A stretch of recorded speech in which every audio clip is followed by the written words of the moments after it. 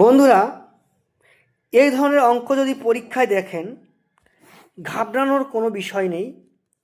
এই অঙ্কটি করে আসতে পারবেন মাত্র 10 সেকেন্ডের মধ্যে। কিভাবে দেখুন, এখানে অঙ্কটা আছে √5 কতবার আছে?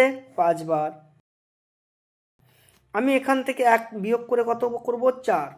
এই 2-এর পাওয়ার হবে 4। তাহলে কত হচ্ছে?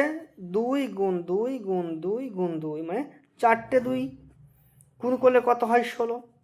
এই 16টাকে বসাবো নিচে, আর উপরে 1 কম করে বসিয়ে দেবো 15। এটাই হচ্ছে উত্তর। তাহলে সঠিক উত্তরটি হবে 5-এর পাওয়ার 15/16।